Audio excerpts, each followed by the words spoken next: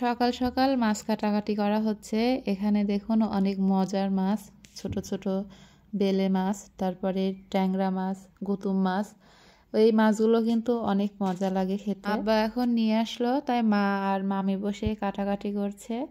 আর আমি চলুন আপনাদেরকে আমাদের টমেটো গাছগুলো দেখাই। এই টমেটো গাছগুলো পুকুর পাড়ে লাগানো হয়েছিল, সেই গাছগুলো এখন বড় হয়ে টমেটো ধরে তারপরে পাকাও শুরু হয়ে গেছে।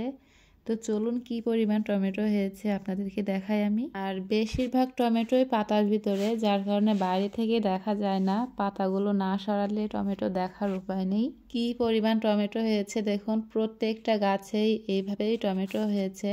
যদিও এখন টমেটোর দাম কম, তারপরে এগুলো নিজেদের গাছের। আর সবচাইতে বড় কথা, এই টমেটো গাছে কখনোই কোনো রকম সার দেওয়া হয়নি, শুধু পানি ছাড়া। আমি সকাল বিকাল পানি দিয়েছি, তাছাড়া কোনো সার ব্যবহার করা হয়নি।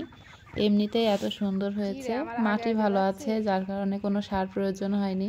টমেটো গাছের পাশাপাশি আব্বা এখানে শাকের বীজও ছড়িয়ে দিয়েছিল, ডাঁটা শাকের বীজ।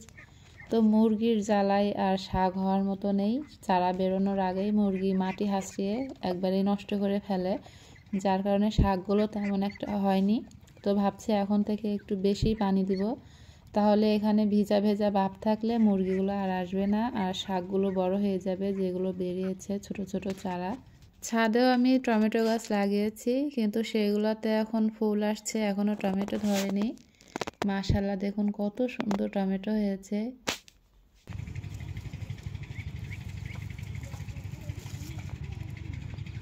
এই গাছটাতেও একটা টমেটো পেয়ে গেছে, তো আমি পাকা পাকা টমেটোগুলো এখন তুলে নিয়ে যাব। টুকটাক প্রতিদিনই টমেটো পাকা শুরু করেছে, আর আমাদের এখন বাজার থেকে টমেটো কিনতে হয় না। আর কাঁচা টমেটোও কিন্তু ছোটো মাছ দিয়ে রান্না করলে অনেক মজা লাগে। ছোটো মাছ দিয়ে চচ্চড়ি করলে অনেক সুস্বাদু হয়। আমার আব্বা তো কাঁচা টমেটো দিয়ে ছোটো মাছ রান্না করা অনেক পছন্দ করে, আর 2-3 দিন অলরেডি রান্নাও করা হয়ে গেছে। টমেটোগুলো দেখতে কিন্তু মাশাআল্লাহ, কোনো স্পট নেই টমেটোর গায়ে, কোনো দাগ নেই, কোনো পোকায় খাওয়া নেই, অনেক সুন্দর লাগছে দেখতে। আব্বা তো অসুস্থতার কারণে তেমন একটা বাইরে যায় না, তাই আমি এখন টমেটোগুলো নিয়ে রুমের ভিতরে আসলাম আব্বাকে দেখানোর জন্য। আর আব্বা গাছ পাকা টমেটো দেখে তো অনেক খুশি হয়েছে, কারণ গাছটা আব্বাই লাগিয়েছিল গাছগুলো।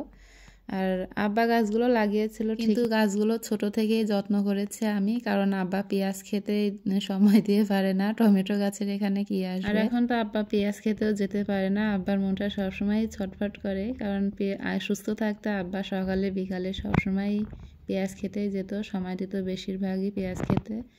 তো 2-3 দিন বলা হয়ে গেছে আমার ভাইকে যে একটু পেঁয়াজ খেতে যে দেখে এসো, আমাকে বলা হয়ে গেছে, আমি বলছি ঠিক আছে যাব, তো যাওয়া হয়নি। আর এই যে দেখুন, ছাদ বাগানে আমার ছোলা গাছটা শখ করেই লাগিয়েছিলাম, কয়েকটা ছোলা, আর অনেক সুন্দর ছোলা ধরেছে গাছে। আমি আসলে ভাবতেই পারিনি, যেহেতু এখন গরম চলে এসেছে, ছোলাটা তো শীতের ভিতরেই হয়, তো গরমেও যে ছোলা হবে ভাবতেই পারিনি। তো অনেকগুলো ছোলা হয়েছে। আর এই যে দেখুন, উচ্ছে গাছে কত সুন্দর উচ্ছে হয়েছে, মাশাআল্লাহ, দেখেই মনটা ভরে যাচ্ছে। কয়েকদিন পরেই তোলা যাবে। একদম গোড়া থেকেই উচ্ছে ধরা শুরু করে দিয়েছে। আর সবচাইতে ভালো লাগে মাচায় যখন উচ্ছে গাছে উচ্ছেগুলো ঝোলে, আর আর বিশেষ করে ছাদে, তো এগুলো দেখতে যে কত ভালো লাগে। সবাই তো দেখে অনেক খুশি যে ছাদে উচ্ছে গাছ লাগিয়ে এত সুন্দর ফলন এসেছে। তো চলুন এখন আপনাদেরকে আমার লাউ গাছগুলো দেখাই।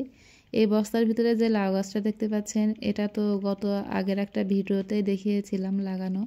তো মাশাআল্লাহ, গাছটা দেখতে দেখতে অনেকটাই বড় হয়ে গেছে। আর একটা গাছে লাউ ধরেছে, লাউটা প্রায় খাওয়ার মতো হয়ে গেছে, কয়েকদিন পরেই কাটা যাবে।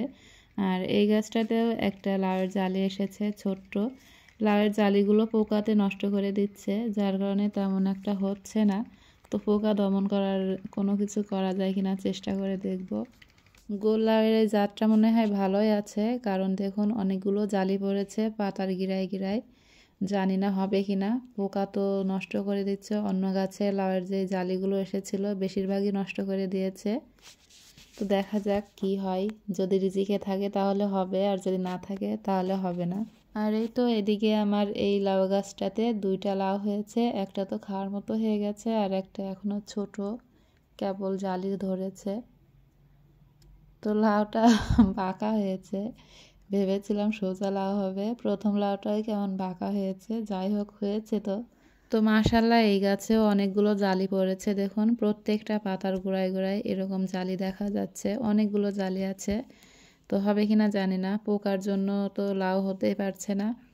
তো আমি তো আমার মতো যত্ন করে যাচ্ছি, গাছে খাবার দেয়া। খাবার বলতে আমি সরিষার খোল ভিজিয়ে রাখি, প্রায় 4-5 দিন ভিজানোর পরে ওই খোলটা পচে যায়। পচে যাওয়ার পরে ওখানে অনেকগুলো পানি মিক্স করে সেই পানিটা আমি লাউ গাছের গোড়ায় দিই। ওটা খোল সারটা কিন্তু গাছের জন্য অনেক উপকারী।